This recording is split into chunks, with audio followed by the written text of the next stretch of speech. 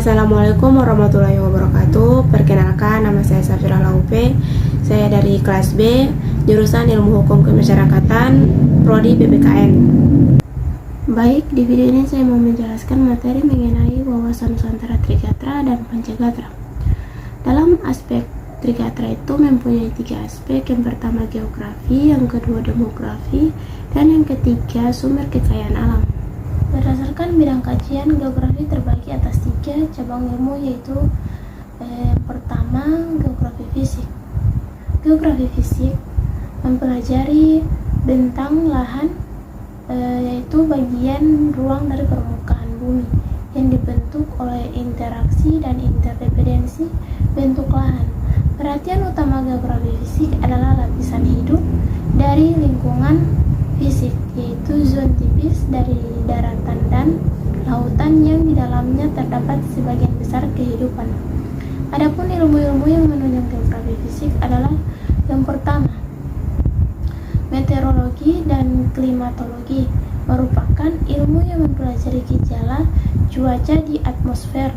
Dan yang kedua, oceanografi adalah ilmu pengetahuan dan studi eksplorasi mengenai lautan serta semua aspek yang terdapat di dalamnya, termasuk sedimen, batuan yang membentuk dasar laut, interaksi antara laut dengan atmosfer, pergerakan air laut, serta tenaga yang menyebabkan adanya gerakan tersebut, baik tenaga yang berasal dari dalam maupun yang berasal dari luar.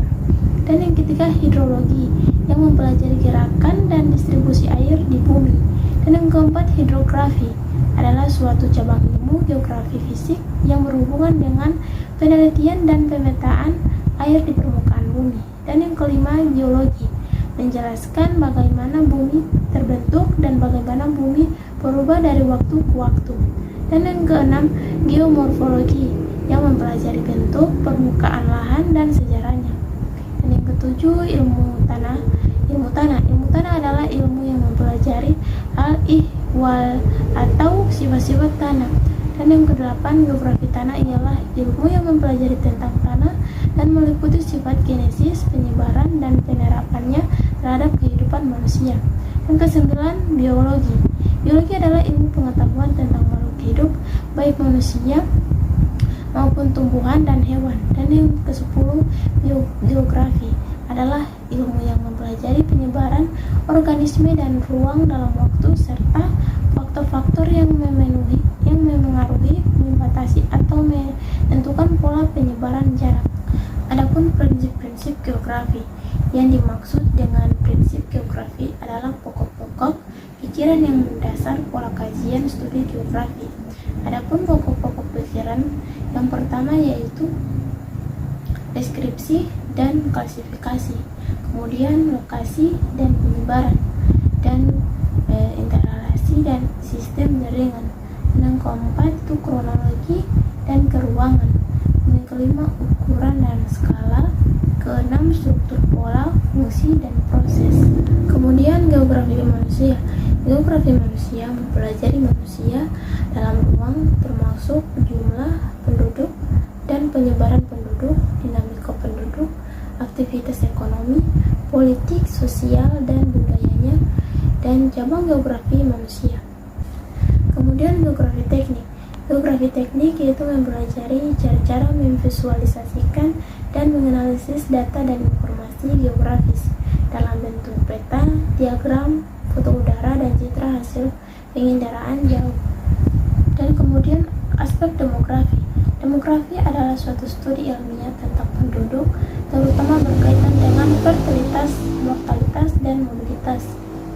Demografi mencakup jumlah penduduk, persebaran geografis, komposisi penduduk, dan karakter demografis, serta bagaimana faktor-faktor ini berubah dari waktu ke waktu. Maka dari itu, demografi fokus mengkaji permasalahan kependudukan secara kuantitatif, seperti jumlah, struktur komposisi, dan ukuran kependudukan, sehingga teknik-teknik perhitungan data kependudukan atau demografis sangat diperlukan untuk mendapatkan hasil dan kualitas perhitungan yang baik. Para praktisi atau ahli di bidang kependudukan disebut sebagai demograf. Demografi dengan yang merupakan gabungan dua kata berasal dari bahasa Yunani, yaitu demos dan graphein yang artinya rakyat dan tulisan. Jadi demografi adalah setiap tulisan mengenai rakyat atau kependudukan manusia. Analisis kependudukan tersebut dapat merujuk masyarakat secara keseluruhan atau kelompok tertentu yang berdasarkan kriteria seperti pendidikan, kewarganegaraan, agama, atau etnisitas tertentu. Dan kemudian aspek demografi. Demografi adalah suatu studi ilmiah tentang penduduk, terutama berkaitan dengan fertilitas, mortalitas, dan mobilitas. Demografi mencakup jumlah penduduk, persebaran geografis, komposisi penduduk, dan karakter demografis, serta bagaimana faktor-faktor ini berubah dari waktu ke waktu.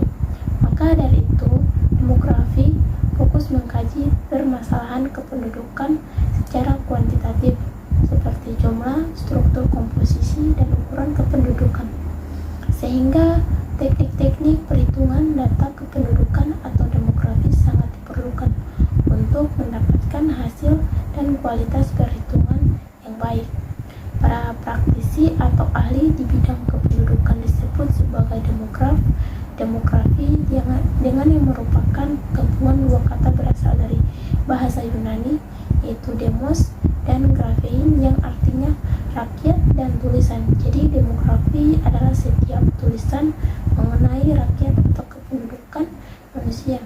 Analisis kependudukan tersebut dapat merujuk masyarakat secara keseluruhan atau kelompok tertentu yang berdasarkan kriteria seperti pendidikan, kewarganegaraan, agama, atau etnisitas tertentu.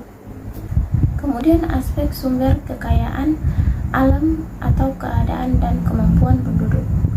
Penduduk merupakan sekelompok manusia yang mendiami suatu wilayah, dan faktor pendukung terhadap ketahanan nasional adalah sebagai yang pertama, yaitu faktor yang mempengaruhi jumlah penduduk Indonesia, yang merupakan salah satu negara yang tingkat kepadatan pendudukan yang sangat tinggi dari waktu ke waktu.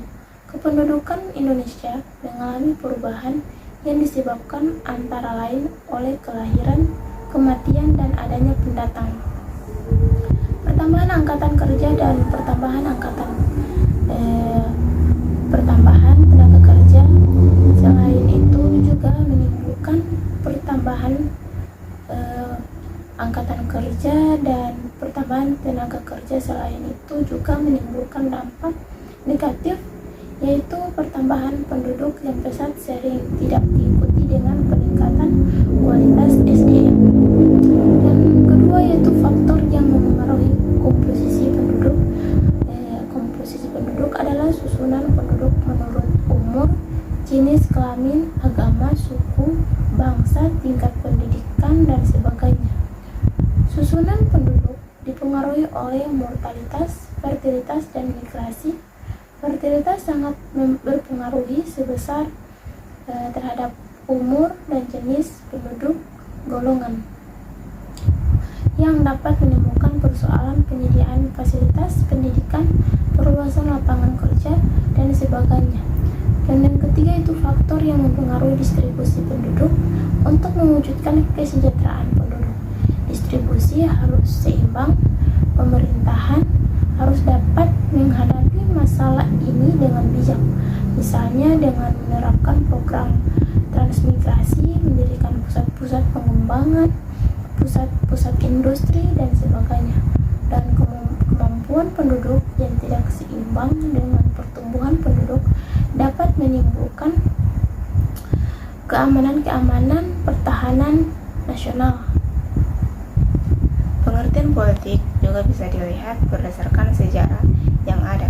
Secara etimologi, istilah politik berasal dari bahasa Yunani, yaitu polis. Lalu untuk arti dari kata polis sendiri adalah suatu kota yang memiliki status negara atau city-stat.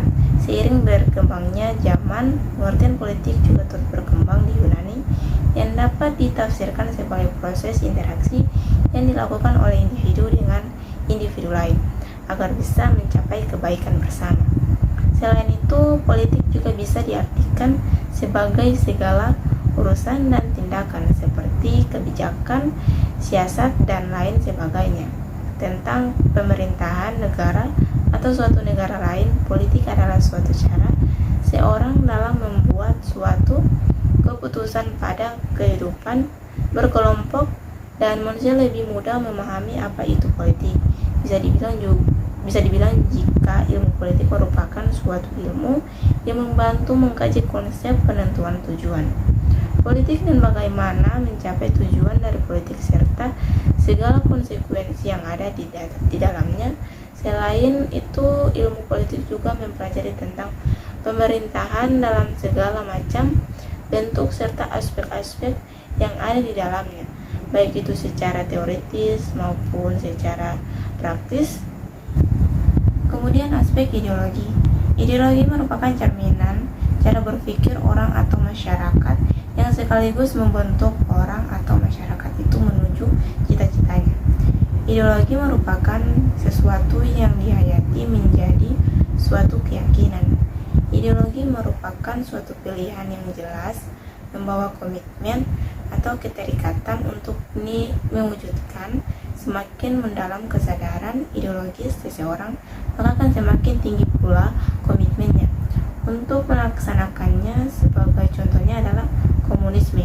Sedangkan ideologi yang pragmatis apabila ajaran yang terkandung di dalam ideologi tersebut tidak dirumuskan secara sistematis dan terinci, namun dirumuskan secara umum, hanya prinsip-prinsipnya. Dan ideologi itu adalah pertahanan dan keamanan.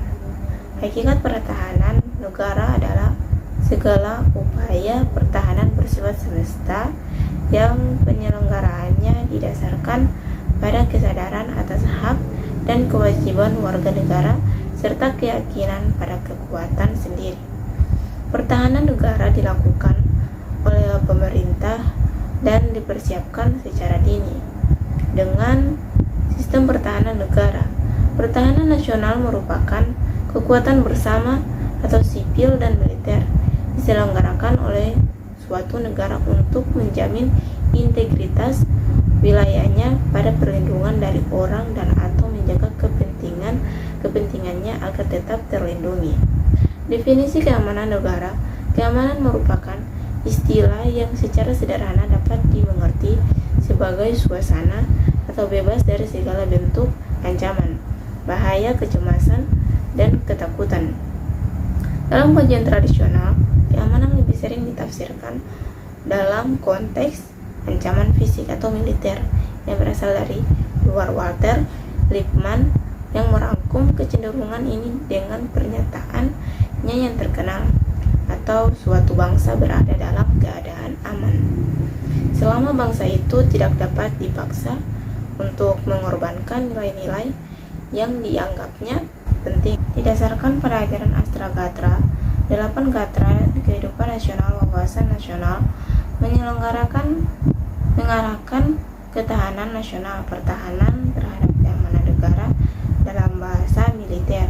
Pertahanan adalah cara-cara untuk menjamin perlindungan dari satu unit yang sensitif, dan jika sumber daya ini jelas, misalnya tentang cara-cara membela diri sesuai dengan spesialisasi mereka, pertahanan udara, pertahanan rudal, dan lain-lain. Tindakan taktik, operasi atau strategi pertahanan adalah untuk menentang atau membalas serangan dari dalam maupun luar negara dengan dukungan